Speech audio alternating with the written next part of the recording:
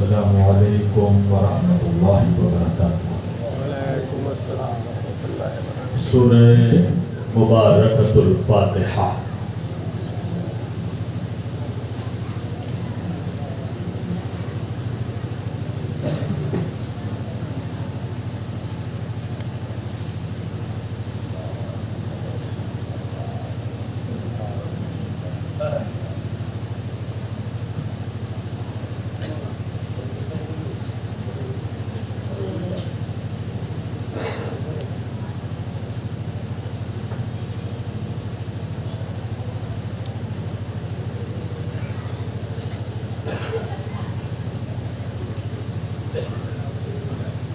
لا حول ولا قوة الا باللہ العلی العظیم۔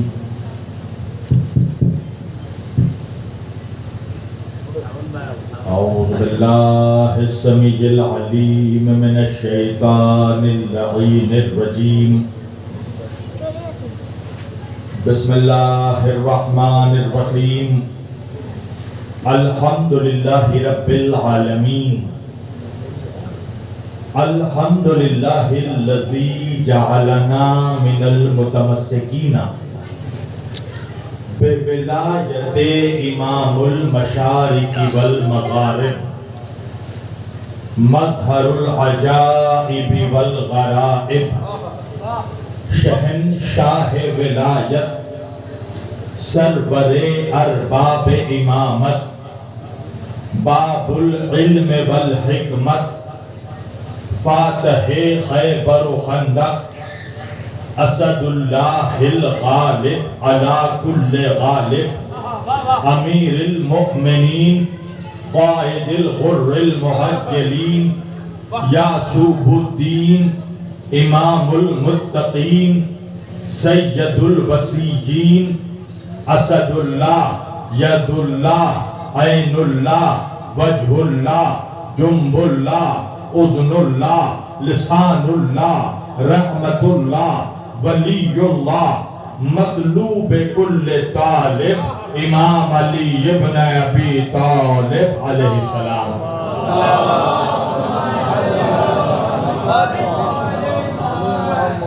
والصلاة والسلام والتحیۃ والاکرام علی سید الانبیاء والمرسلین، خاتم النبیین، طٰہٰ و یاسین، شفیع المذنبین، امام الحرمین والقبلتین، وسیلتنا فی الدارین، صاحب کعبہ و قوسین، جد الحسن والحسین، محبوب رب المشرقین و رب المغربین، مولانا و مولا الثقلین، سیدنا و نبینا و شفیعنا و طبیبنا و حبیبنا و کریمنا و امامنا و ملجانا و مغیثنا و اولنا و اوسطنا و آخرنا و کلنا، حضور جناب ابو القاسم مصطفیٰ محمد صلی اللہ علیہ وسلم وَأَهْلِ بَيْتِهِ الطَّيِّبِينَ الطَّاهِرِينَ الْمَعْصُومِينَ الْمَظْلُومِينَ الْمُنْتَخِبِينَ الْمُنْتَجَبِينَ الْغُرِّ الْمَيَامِينَ، وَلَعْنَةُ اللَّهِ عَلَىٰ أَعْدَائِهِمْ أَجْمَعِينَ مِنْ لَيْلِنَا هَٰذَا إِلَىٰ قِيَامِ يَوْمِ الدِّينِ۔ أَمَّا بَعْدُ فَقَدْ قَالَ اللَّهُ تَعَالَىٰ فِي الْفُرْقَانِ الْحَمِيدِ وَالْمُحْكَمِ كِتَابِهِ الْمَجِيدِ وَقَوْلِهِ الْحَقِّ، بسم اللہ الرحمن الرحیم۔ لقد کان لکم فی رسول اللہ اسوۃ حسنہ۔ ایک صلوات پڑھے محمد و آل محمد کا۔ عظمت جناب سیدہ علیہ السلام پر بلند آواز سے درود پڑھے سب مل کر۔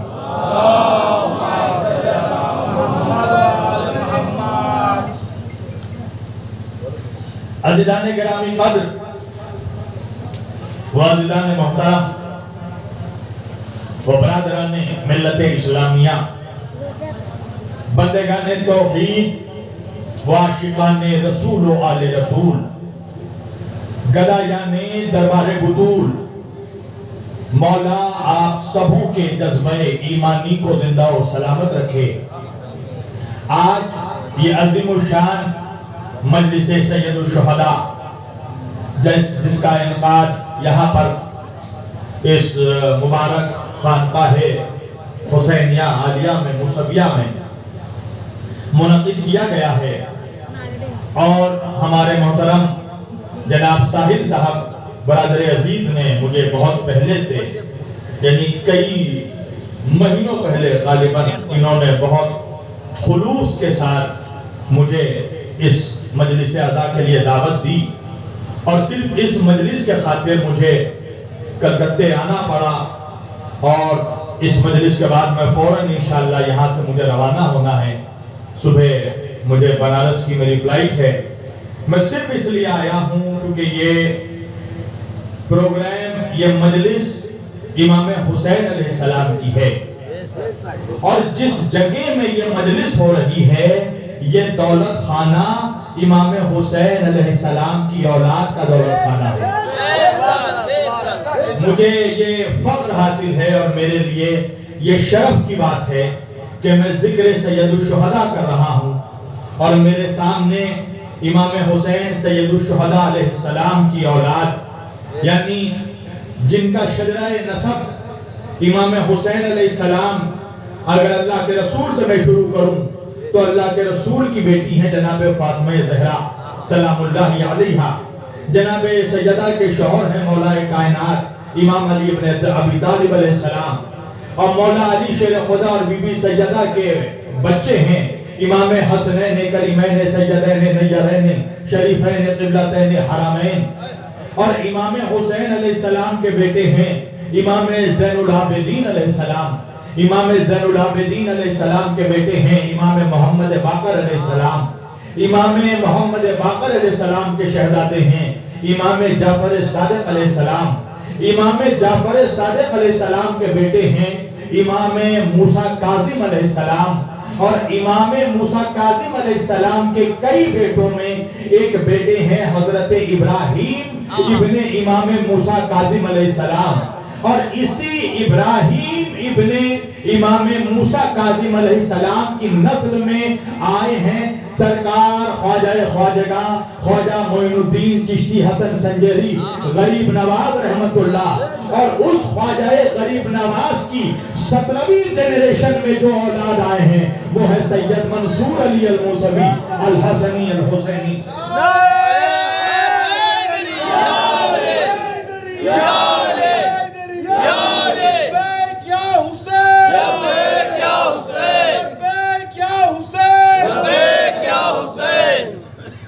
یعنی میرے دائیں جانب جو بابرکت ہستی منبر نور پر جلوہ گر ہے، یہ سرکار غریب نواز سے جو شجرہ آیا ہے، تو 17 جنریشن اور خواجہ غریب نواز ہیں، اور خواجہ غریب نواز سے ہوتے ہوئے حضرت ابراہیم سے ہوتے ہوئے یہ حضرت امام موسیٰ کاظم علیہ السلام کے شہزادے ہیں، اور پھر امام موسیٰ کاظم سے امام جعفر صادق، امام محمد باقر، امام زین العابدین سے ہوتے ہوئے امام حسین علیہ السلام کی آل ہیں، اور امام حسین سے ہوتے ہوئے یہ مولا علی کے شہزادے ہیں، اور مولا علی اور بی بی سیدہ سے ہوتے ہوئے یہ خود رسول اللہ کے گھر کے شہزادے ہیں۔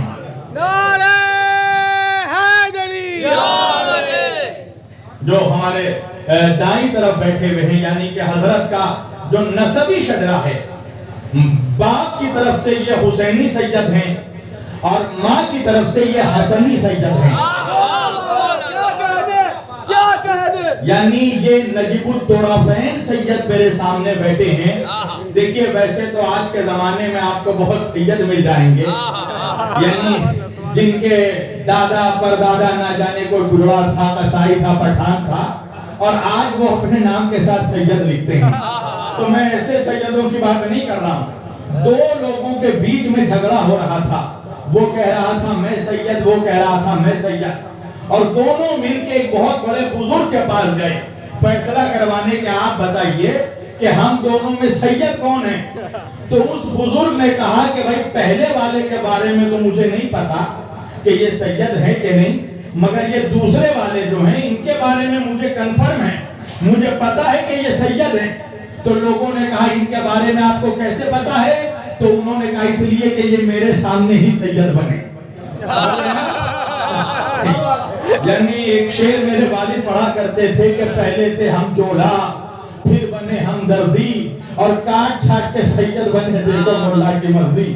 تو میں ایسے سید کی بات نہیں کر رہا ہوں، میں ایسے سادات کی بات کر رہا ہوں کہ جن کے پاس اب تک شجرہ نسب موجود ہے. اور میرے پہلو میں ایک ایسے سید بیٹھے ہیں، سید منصور علی الموسوی الحسنی الحسینی، کہ اگر میں ان کے بارے میں نہیں بھی بتاؤں کہ یہ سید ہیں، اگر میں یہ نہیں بھی بتاؤں کہ یہ امام موسیٰ کاظم علیہ السلام کی اولاد ہیں، اگر میں یہ نہیں بھی بتاؤں کہ یہ امام حسین کے گھر کے شہزادے ہیں، اگر میں یہ نہیں بھی بتاؤں کہ یہ مولا علی کی اولاد ہیں، تو ان کے چہرے کے نور کو کیسا پتا چل جائے گا؟ مولانا حضور پاک کی دامت، مولانا حضور پاک کی دامت، مولانا حضور پاک کی دامت، مولا پاک کی دامت، مولا پاک کی دامت، مولا پاک کی دامت. یا غوث، یا غوث، یا غوث، یا غوث، یا غوث. یعنی میرے سامنے حقیقی سید، حقیقی سادات میرے سامنے بیٹھے ہیں. میں ایسے سید کی بات نہیں کر رہا ہوں کہ جس کا چہرہ کہتے تو وہ خود کو سید ہیں مگر چہرہ قصائیوں جیسا بھی نہیں ہے. یعنی قصائی کے چہرے میں جتنا نور ہے اس کے چہرے میں نہیں ہے. تو ایسے لوگ بھی سید بنے ہوئے ہیں دنیا داری کے چکر میں. مگر میرے بغل میں پہلو میں جو بیٹھے ہیں یہ نجیب الطرفین سید ہے. بے بابو اے میری جان چائے رہنے دو، چائے بھائی مت پلاؤ، میں اس مجمع کو آج کوثر پلانا چاہتا ہوں.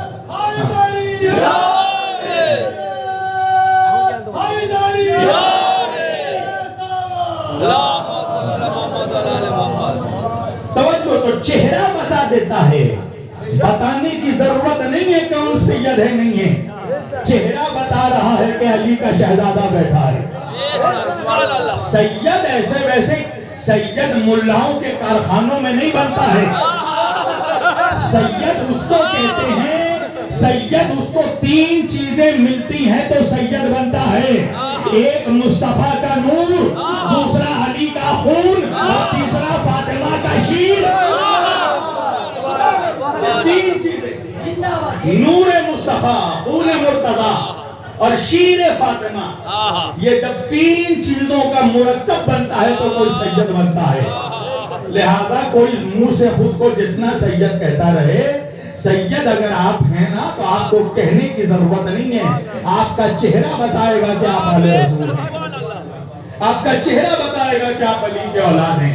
بہرحال عزیزان گرامی، میں نے آج کے اس مقدس اور معزز اجتماع کے لیے قرآن کریم کی جس آیت وافی ہدایت کی تلاوت کا شرف حاصل کیا اور سرنامہ کلام میں جسے موضوع گفتگو قرار دیا، پروردگار عالم اپنی مقدس کتاب قرآن مجید فرقان حمید میں ارشاد فرما رہا ہے.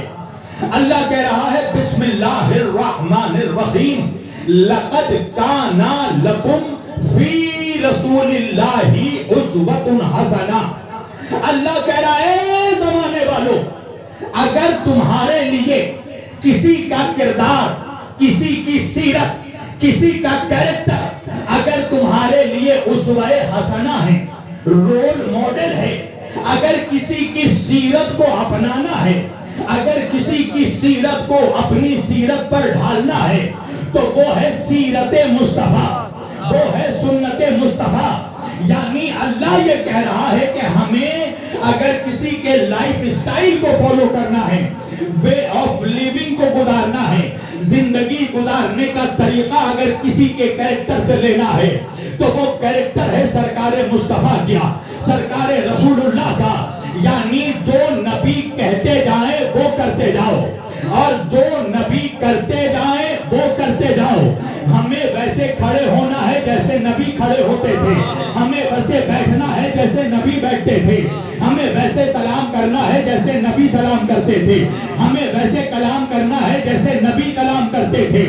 جو نبی کرتے گئے وہ کرنا ہے، جو نبی کہتے گئے وہ کرنا ہے۔ اگر نبی کہیں کھڑے ہو تو کھڑے ہو جانا، اگر نبی کہیں بیٹھو تو بیٹھ جانا، اگر نبی کہے جنگ میں جاؤ تو جنگ میں جانا، اگر نبی کرے سلو کرو تو صلح کرنا، اگر نبی کہے سلام کرو تو سلام کرنا، اگر نبی کہے کلام کرو تو کلام کرنا۔ یا جملہ بدل کر کہہ دوں، اگر نبی کہے کھڑے ہو تو بیٹھنا حرام، اگر نبی کہے بیٹھو تو کھڑے ہونا حرام، اگر نبی کہے جاگو تو سونا حرام، اگر نبی کہے چپ رہو تو رونا حرام۔ توجہ، تو اگر کسی کی سیرت کو اپنانا ہے تو وہ ہے سیرت مصطفیٰ۔ جو ہم تو ایک پیغام دیتے ہیں فرشیادائے حسینی سے کہ مسلمانوں تمہیں کسی اور کو نہ جاننے کی ضرورت ہے، نہ پہچاننے کی ضرورت ہے، نہ ماننے کی ضرورت ہے، صرف اپنے نبی کو جان لو، پہچان لو اور مان لو۔ اب مولوی تو خوش ہو گیا، توجہ کیجئے گا، میں نے کہا اپنے نبی کو مان لو، مگر ایک جملہ کہوں گا ساحل بھائی کہ مسلمانوں کا پرابلم اس وقت تک سولو نہیں ہو سکتا جب تک مسلمان نبی کو مانے۔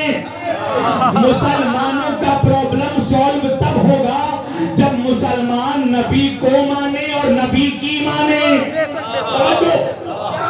اب داڑھی والے تو خوش ہو گئے، جھاڑی والے مجھ سے ناراض ہو گئے، کہنے لگے شبیر علی وارثی ہم تو نبی کو ہی مانتے ہیں، ہم تو نبی کی ہی مانتے ہیں۔ میں نے کہا اچھا یہ بتاؤ مسلمانوں نماز کس لیے پڑھتے ہو؟ کہا اس لیے کہ نبی نے ہمیں نماز پڑھ کر دکھایا۔ میں نے کہا سجدہ کس لیے کرتے ہو؟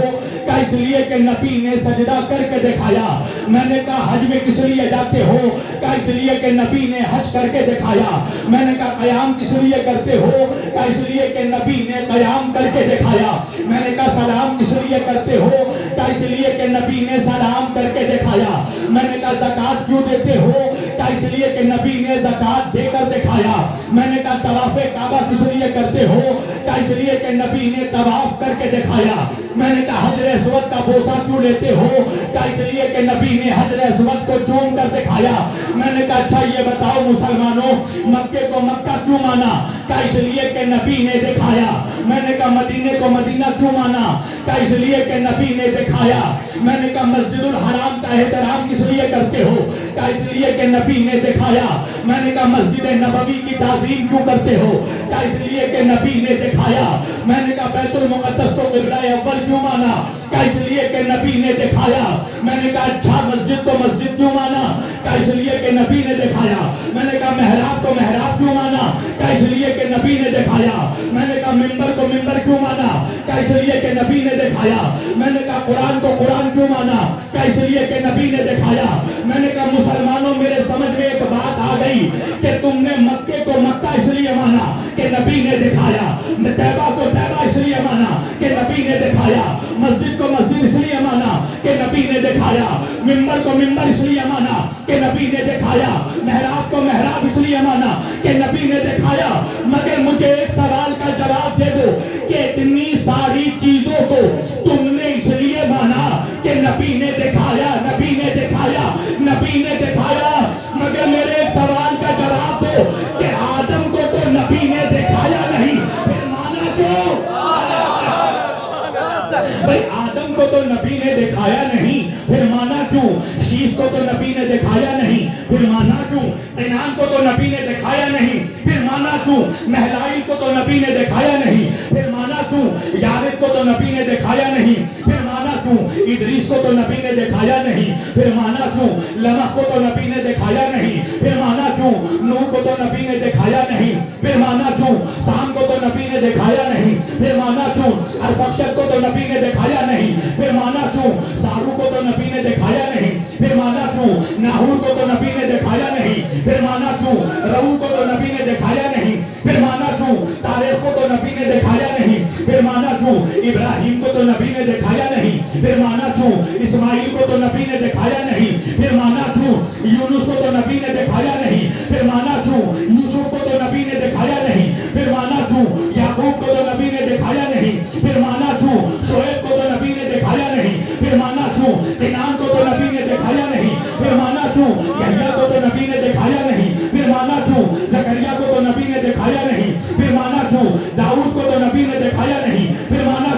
سلیمان کو تو نبی نے دکھایا نہیں، پھر مانا کیوں موسیٰ کو تو نبی نے دکھایا نہیں، پھر مانا کیوں ہارون کو تو نبی نے دکھایا نہیں، پھر مانا کیوں عیسیٰ کو تو نبی نے دکھایا نہیں، پھر مانا کیوں یوشع کو تو نبی نے دکھایا نہیں، پھر مانا کیوں ارے جبریل کو آتے تو نہیں دیکھا، پھر مانا کیوں اسرافیل کو تو نہیں دیکھا، پھر مانا کیوں عزازیل کو تو نہیں دیکھا، پھر مانا کیوں حوروں کو تو نہیں دیکھا، پھر مانا کیوں جنت تو دکھائی نہیں، پھر مانا کیوں کوثر تو دکھایا نہیں، پھر مانا کیوں توبہ تو دکھایا نہیں، پھر مانا کیوں لوح و قلم تو دکھایا نہیں، پھر مانا کیوں حجاب نور تو دکھایا نہیں، پھر مانا کیوں عرش الہی تو دکھایا نہیں، پھر مانا کیوں کرسی تو دکھایا نہیں، پھر مانا کیوں ارے حد تو یہ ہے کہ اللہ کو بھی دکھایا نہیں، تو پھر مانا کیوں؟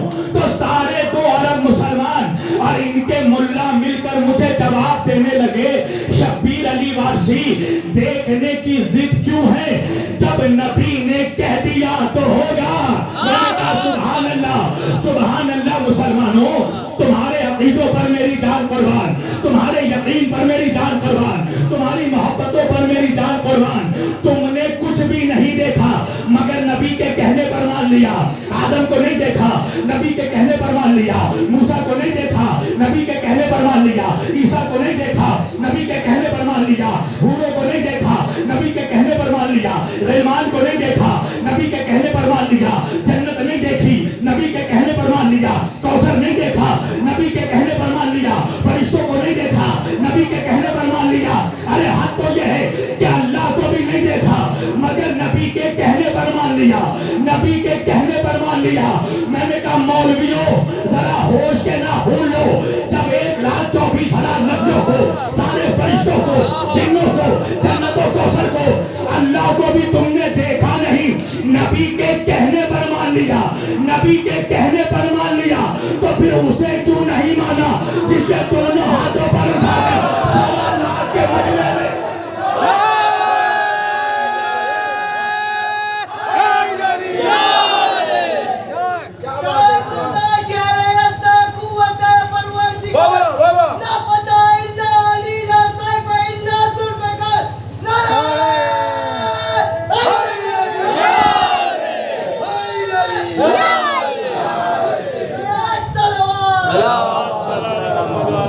اتنی ساری چیزوں کو تم نے دیکھا نہیں، پوچھو ان ملاؤں سے جنت دیکھی ہے؟ مگر تڑپ رہا ہے نا جنت کے لیے۔ سارے مسلمان جوانوں کو دعوت جنت کے ہی نام پر تو دیتا ہے نا، نماز پڑھو جنت ملے گی، سجدہ کرو جنت ملے گی، رکوع کرو جنت ملے گی، قیام کرو جنت ملے گی۔ اس سے پوچھو کہ نمازی بنا رہا ہے یا لالچی بنا رہا ہے؟ میرے مولا علی فرماتے ہیں پروردگار تو گواہ ہے کہ میں تجھے جنت کی لالچ میں سجدہ نہیں کرتا۔ علی کہتے پروردگار اور نہ تو میں تجھے جہنم کی خوف سے سجدہ کرتا ہوں، مالک تجھے سجدہ اس لیے کرتا ہوں کیونکہ تجھے لائق سجدہ سمجھتا ہوں۔ کیا بات ہے؟ اور ملا جنت کی لالچ میں دعوت دے رہا، کیا بات ہے؟ اس سے پوچھو کیوں تڑپ رہا ہے جنت کے لیے؟ تو سر کھلا کے کہے گا 70 حور۔ بھئی حیرت کی بات ہے نا جوانوں، جن منحوسوں کو دنیا میں خوبصورت بیوی نہیں مل سکی اسے جنت میں 70 حور چاہیے۔ 70 حور۔ جب سورہ رحمان پڑھی حور کی سوجھی، اندھے کو اندھیرے میں بہت دور کی سوجھی۔ حور چاہیے، جنت چاہیے۔ سردار کو چھوڑ کر ابھی میں یہاں آیا نا تو ساحل بھائی مجھے اپنے کمرے میں لے کر گئے۔ کب لے کر گئے؟ جب ساحل بھائی نے مجھے اجازت دی۔ سبحان اللہ سبحان اللہ سبحان اللہ۔ ساحل بھائی اپنے گھر کے سردار ہیں، نہیں پہنچے آپ؟ ان ملاؤں سے پوچھو کہ جس جنت کے لیے تڑپ رہا ہے تیرے ابا نے تجھے بتایا کہ نہیں کہ جنت کے سردار کون ہیں؟ شاہ ولی اللہ محدث دہلوی فرماتے ہیں اللہ کے رسول کبھی حسن و حسین کی پیشانی چوم رہے، کبھی رخساروں کو چوم رہے ہیں، کبھی لبوں کو چوم رہے ہیں، کبھی گلوں کو چوم رہے ہیں، کبھی سینے کو چوم رہے ہیں، اور صرف چوم نہیں رہے، سونگ رہے ہیں۔ تو صحابہ نے پوچھا یا رسول اللہ آپ نانا ہے یا نواسے ہیں؟ چومنا سمجھ میں آتا ہے، سونگنا سمجھ میں نہیں آتا۔ تو نبی کریم نے فرمایا میرے صحابہ تمہیں نہیں پتا الحسن والحسین سیدا شباب اہل الجنہ، یہ میرے دونوں نواسے جنت کے نوجوانوں کے سردار ہیں، میں ان کے جسموں کو نہیں جنت کی خوشبو سونگ رہا ہوں۔ تو جنت کے سردار ہیں حسن حسین، اچھا جنت کے لیے طرف رہا۔ اب یہ بات بتائیے، ساحل بھائی نے مجھے پرمیشن دی، اجازت دی، تبھی تو ان کے گھر میں میری انٹری ہوئی نا۔ اگر یہ مجھے اجازت نہیں دیتے اور میں زبردستی ان کے گھر میں دروازے کے اندر داخل ہونا چاہتا، ساحل بھائی کہتے ہیں کہاں آ رہے ہو بھائی؟ میں نے کہا آپ کو پتا نہیں ہے شبیر علی وارسی ہوں، بڑا مشہور مولوی ہوں۔ ساحل بھائی نے کہا جتنے مشہور مولوی ہو گھر میرا ہے، ہائے ہائے ہائے، گھر کا سردار میں ہوں، اگر گھر میں آنا ہے تو مجھ سے اجازت لینی پڑے گی۔ میں نے کہا بھائی بہت بڑا نمازی بھی ہوں، سجدہ کرتے کرتے پیشانی کالی ہو چکی ہے۔ کہنے لگے جتنے بڑے نمازی ہو گھر کا سردار میں ہوں، آنا ہے تو مجھ سے اجازت لینی پڑے گی۔ میں نے کہا پورے سال روزہ رکھتا ہوں، سوکھ کر کاٹا ہو چکا ہوں، کہا جتنے بڑے روزے دار ہو گھر میرا ہے، سردار میں ہوں، آنا ہے تو مجھ سے اجازت لینی پڑے گی۔ میں نے کہا ہر سال پیدل حج کو بھی جاتا ہوں، کہا جتنے بڑے حاجی ہو گھر میں آنا ہے تو پہلے سردار سے اجازت لینی پڑے گی۔ ارے باغنان والوں، اتنی سی بات مولوی کو سمجھ میں نہیں آتی کہ تو دنیا میں ساحل بھائی کے گھر میں بغیر سردار کے اجازت کے نہیں جا سکتا، اور جنت میں بغیر حسین کی اجازت کے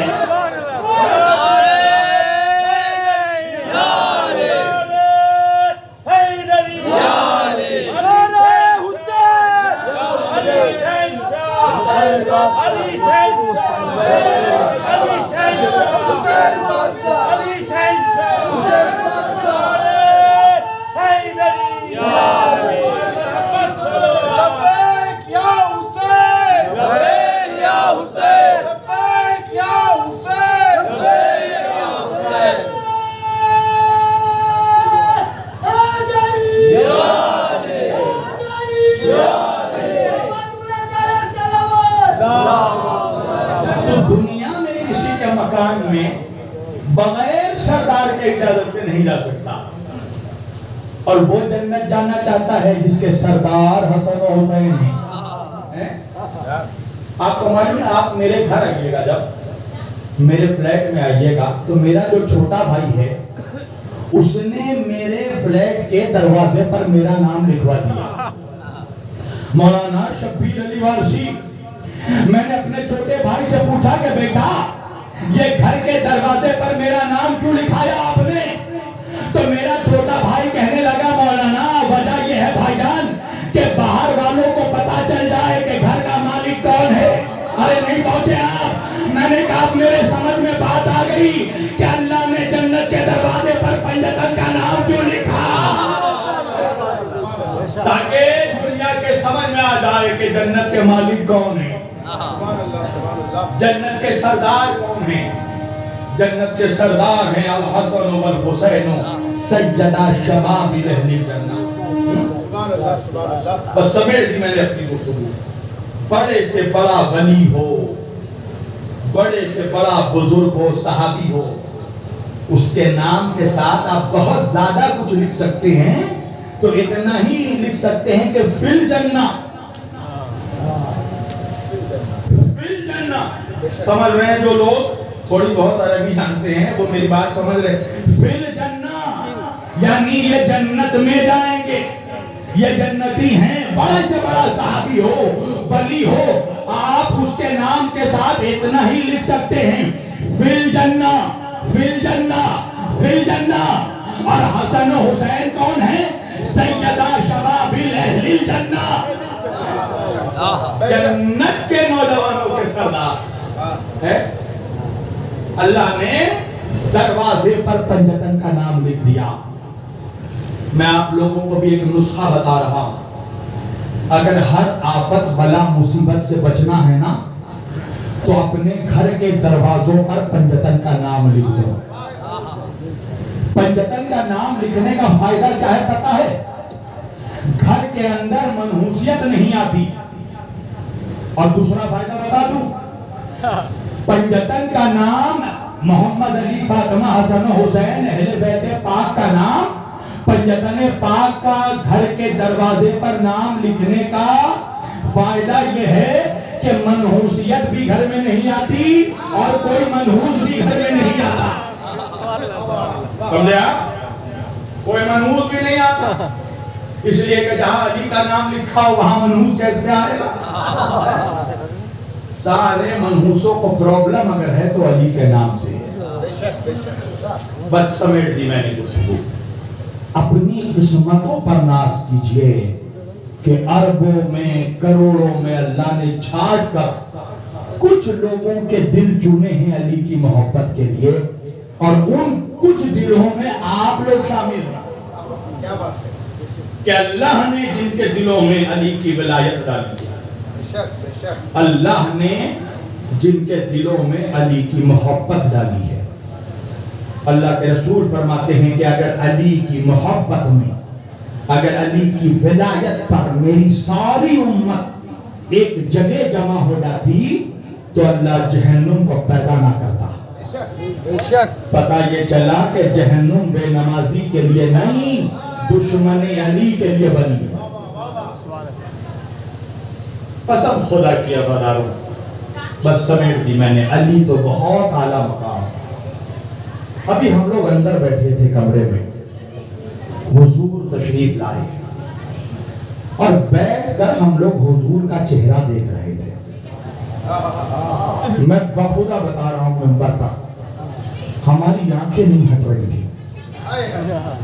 تو دیکھتے دیکھتے حضور کو میں نے مولانا شاہد نظامی صاحب کے کان میں ایک بات کہی، آپ پوچھئے گا یہ گواہ ہیں.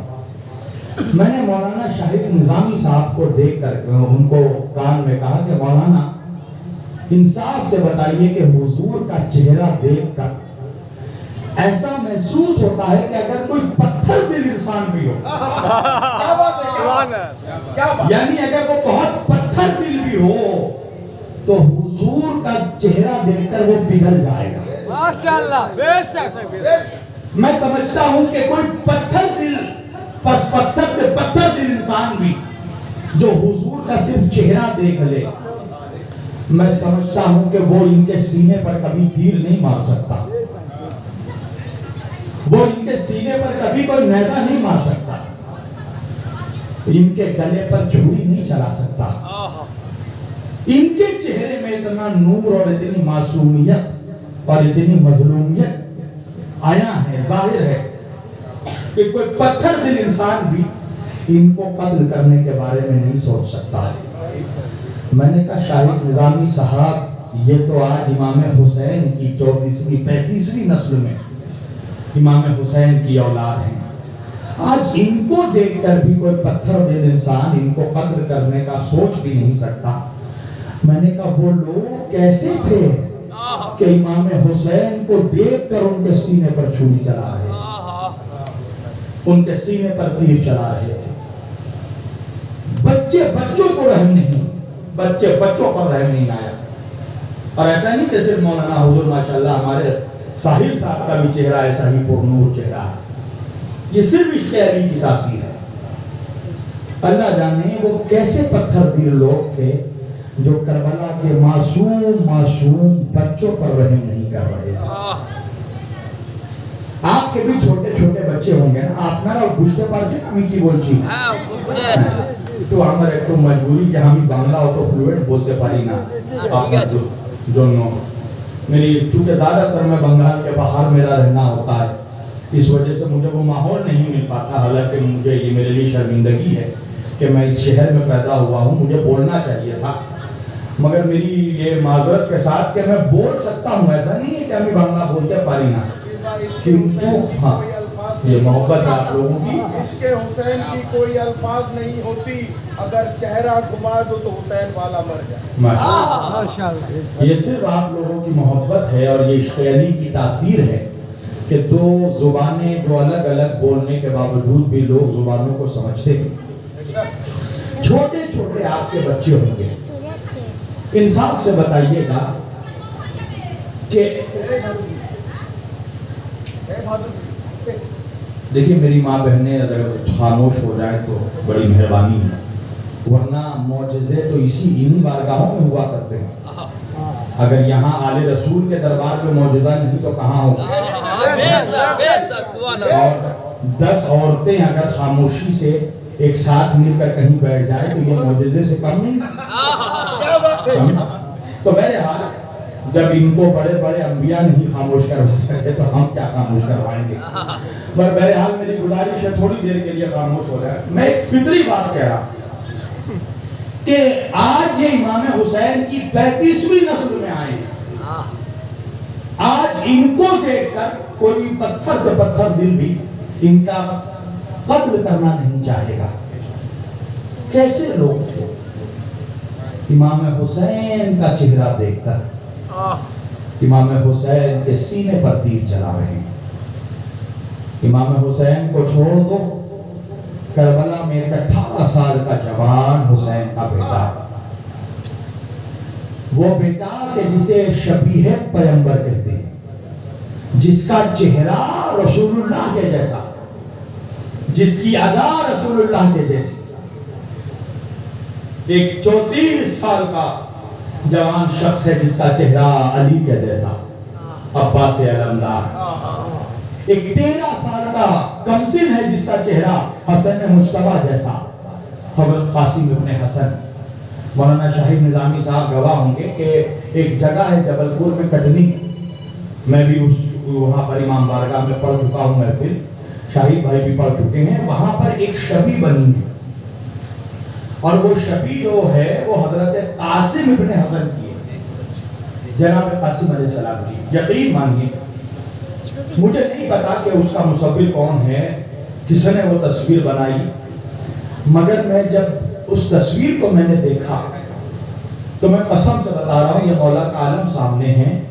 میں نے لوگوں کو کہا کہ مجھے کچھ دیر کے لیے چھوڑ دیجئے، اور میں صرف اس تصویر کو دیکھتا گیا اور دیکھتے دیکھتے مجھے نہیں پتا کہ وہ حقیقی تصویر تھی یا خیالی تصویر تھی، مگر مجھے دیکھ کر بس اتنا دل میں مجھے ٹھیس یہ تکلیف ہو رہی تھی کہ وہ کیسے لوگ ہوں گے جو ایسے شہزادے کو قتل کر رہے ہوں، جس کی لاش کو کربلا میں تقسیم کر دیا گیا. آپ کے بھی چھوٹے چھوٹے بچے ہوں گے، اولاد والے ہیں، آپ کو پتا ہے کہ اولادوں میں بیٹی جو ہوتی ہے، بیٹی وہ باپ سے سب سے زیادہ اٹیچ ہوتی ہے. جب کوئی باپ اپنے گھر سے باہر کہیں جاتا ہے نا تو بیٹی اپنے باپ کا دامن پکڑ کر کہتی ہے بابا جا رہے ہو واپس کب آؤ گے. آپ کو پتا ہے کربلا میں امام حسین کی بھی ایک 4 سال کی بیٹی تھی. وہ بیٹی کہ جس کے لیے حسین نے اللہ سے دعا کی تھی کہ اللہ مجھے ایک ایسی بیٹی عطا فرما جو میرے دل کا سکون بنے. اللہ نے امام حسین کو سکینہ عطا کیا. سکینہ یعنی باپ کے دل کا سکون. وہ بیٹی کہ جسے امام حسین اپنے سینے پر سلاتے تھے. عزیزانو جب امام حسین عصر عاشور خیمے سے نکل کر مقتل کی طرف جانے لگے تو یہ 4 سال کی بچی امام حسین کے دامن کو پکڑ کر کھڑی ہو گئی. یہ بچی کہنے لگی بابا کہاں جا رہے ہو؟ حسین نے کہا شہزادی میں اپنے نانا کا وعدہ نبھانے جا رہا ہوں. سکینہ نے کہا بابا جو بھی میدان میں گیا واپس نہیں آیا. امام حسین نے کہا سکینہ نانا سے کیا ہوا وعدہ نبھانا ہے. بچی کہنے لگی بابا جانا چاہتے ہو بابا ٹھیک ہے بابا، سکینہ آپ کا راستہ نہیں روکے گی بابا، مگر جانے سے پہلے سکینہ کی ایک آخری خواہش پوری کرتے ہوئے جاؤ. حسین نے کہا سکینہ خواہش کیا ہے؟ ایک بابا یہ غریب باپ تجھے اس غربت میں کیا دے سکتا ہے؟ سکینہ کہنے لگی بابا پریشان کیوں ہوتے ہو بابا، سکینہ پانی نہیں مانگے گی۔ امام حسین کہتے ہیں سکینہ تو پھر تجھے کیا چاہیے؟ سکینہ کہتی ہے بابا میں کئی راتوں سے جاگی ہوئی ہوں بابا، مجھے آپ کے سینے پر سونے کی عادت ہے بابا، جانے سے پہلے ایک آخری مرتبہ اپنی بیٹی کو اپنے سینے پر سلا لو۔ عزادارو، ارے فاطمہ کا لال کربلا کی گرم زمین پر لیٹ گیا، ارے آجا میری سکینہ سو جا بابا کے من اللہ۔ عزادارو حسین مقتل میں گئے، آخری سجدے میں سر رکھا، سر اٹھا نہیں، سر اٹھایا گیا۔ جب حسین کا سر نیزے پر اٹھایا گیا، بیٹی نے پہلی مرتبہ باپ کا کٹا سر نیزے پر دیکھا، ایک مرتبہ سکینہ کی چیخ نکلی، عزادارو سکینہ کو کسی نے پرسا نہیں دیا، ایک مرتبہ شمر ظالم بڑھا، ارے بچی کے ننھے ننھے بالوں کو پکڑا، ارے چہرے پر اتنے تماچے مارے کہ سکینہ کے رخسار پھٹ گئے، ارے قائدوں کی بالیاں نوچ ڈالی۔ سکینہ نے بابا کا سر دیکھا، دیکھ کر کہنے لگی بابا کیا نانا کی امت میں یتیم بچوں کو تماچے مارے؟ حضرت کو میرا اللہ۔ عزادارو یہی وجہ ہے کہ جب بھی میرے مولا سجاد چوتھے امام سے پوچھا گیا کہ مولا سب سے زیادہ مصیبت کہاں آئی، امام زین العابدین نے 3 مرتبہ کہا الشام الشام الشام۔ ارے پوچھنے والے نے پوچھا مولا ارے کیا آپ کے بھائی اکبر کے کلیجے میں برچھی کربلا میں لگی، قاسم کربلا میں تقسیم ہوئے، اصغر کا گلا کربلا میں نہر ہوا، حسین کے خشک گلے پر خنجر کربلا میں چلا، مولا شام میں کیا ہوا؟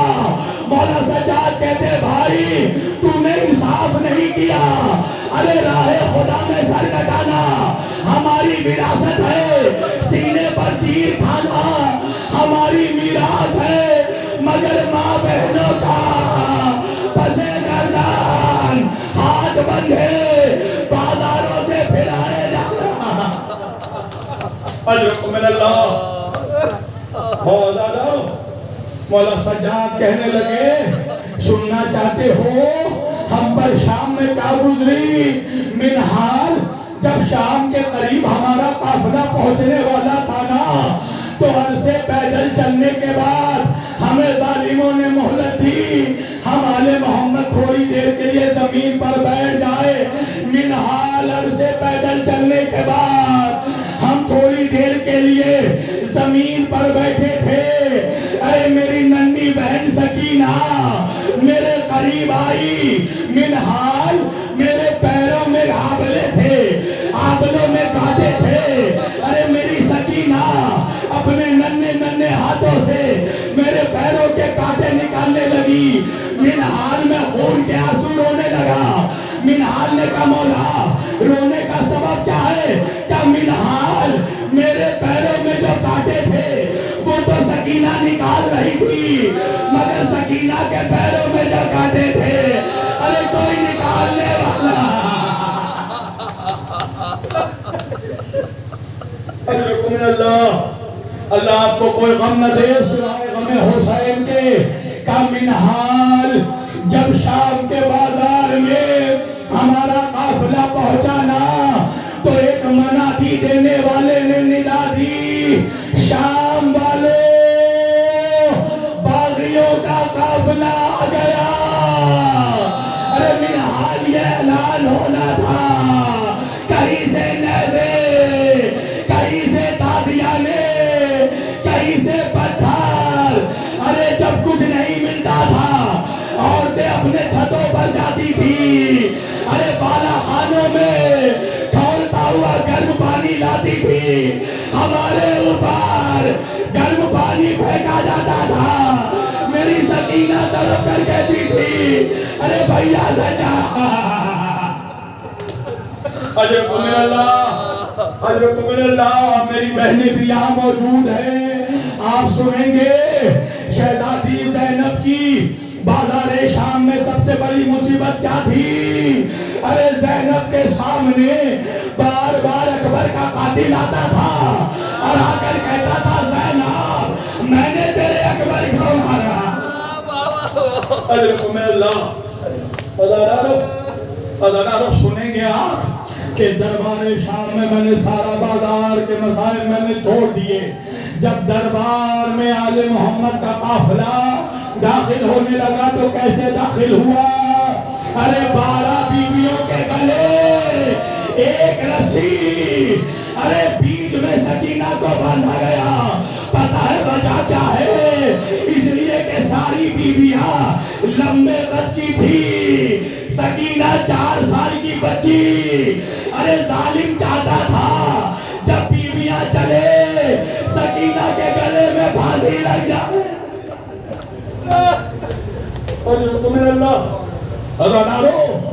علی کی بیٹیاں گھٹنوں کے بل دربار میں داخل ہوئی. ادادارو آل محمد کو کھڑا کیا گیا. سید زادیہ غیر محرموں کا دربار. ایک مرتبہ یزید ملعون شمر سے کہنے لگا شمر ان میں وہ بچی کون ہے جسے حسین اپنے سینے پر سلاتا تھا؟ ادادارو ظالم نے سکینہ کی طرف اشارہ کیا. یزید نے سکینہ کو دیکھا، کہنے لگا بچی تیرا نام کیا ہے؟ ارے بچی جواب نہیں دے رہی ہے. سکینہ سے دوسری مرتبہ یزید نے پوچھا میں پوچھتا ہوں تیرا نام کیا ہے؟ سکینہ خاموش کھڑی تھی. ادادارو یزید نے شمر کو دیکھا، کہنے لگا شمر یہ بچی میری توہین کر رہی ہے. علامہ مازندرانی فرماتے ہیں اللہ جانے شمر کے ہاتھ میں کیا تھا. ایک مرتبہ لیا، سکینہ کے قریب گیا، بچی کے بالوں کو پکڑا. ارے بھلے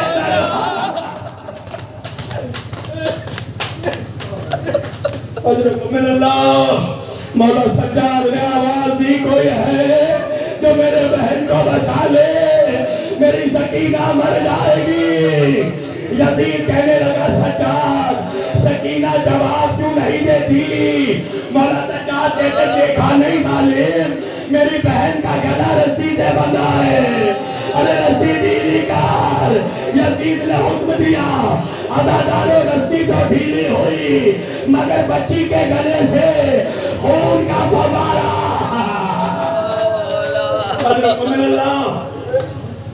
اللہ آپ کی بیٹیوں کو وہ دن نہ دکھائے جو سکینہ نے دیکھا. ادادارو رونے میں کمی مت کرنا. سال بھر کی ایام کا انتظار کر رہے تھے، اب وہ ایام رخصت ہونے والے ہیں. بچے جو اگلے برس ہم ہیں اور یہ غم پھر ہے. ارے جو چل بسے تو یہ اپنا سلام آخر ہے. ادادارو سنو گے ایک مرتبہ یزید نے سکینہ کی طرف دیکھا، سکینہ کو قریب بلایا. سکینہ نے بھائی سجاد کا چہرہ دیکھا. مولا سجاد نے اشاروں میں کہا جا بہن ورنہ یہ پھر مارے گا. ادادارو ننھی بچی سہم سہم کر. ارے ظالم کے پاس جانے لگی. اللہ کسی بھائی کو یہ دن نہ دکھائے کہ بڑے دربار میں اس کی بہن کو کوئی شرابی بتا. بچی سہم سہم کر یزید کے قریب گئی. ادادارو وقت ختم خدا کی 2 منٹ میں مسائل تمام ہو جائیں گے، قیامت ہو جائے گی. فاطمہ زہرا ایک ایک کا چہرہ دیکھ رہی ہے. سیدہ آپ سے آنسوؤں کا پرسہ لینے آئی ہے. آپ جانے اور بی بی زہرا جانے. ادادارو بچی سہم سہم کر ظالم کے قریب پہنچی. یزید نے سکینہ کا چہرہ دیکھا، دیکھ کر کہنے لگا تو ہی وہ بچی ہے جسے حسین اپنے سینے پر سلاتا تھا. ارے سکینہ نے کہا میں ہی حسین کی یتیمہ ہوں. میرا بابا مجھے سینے پر سلاتا تھا. ارے جب مجھے بھوک لگتی تھی میرے بابا مجھے زانوؤں پر بیٹھا کر تازہ خرمے کھلایا کرتے تھے. یزید نے کہا سکینہ خرمے کھائے گی. سکینہ نے بھیا کا چہرہ دیکھا، سجاد نے گردن ہلایا، سکینہ نے سر ہلایا، ارے یزید نے اشارہ کیا، ارے دربار میں دشت آیا، اس برتن پر کپڑا لگا تھا، یزید نے کہا سکینہ کپڑا ہٹا، سرمے تھا، ارے بچی نے کپڑا ہٹایا، مگر ازادارو سرمے نہیں تھے،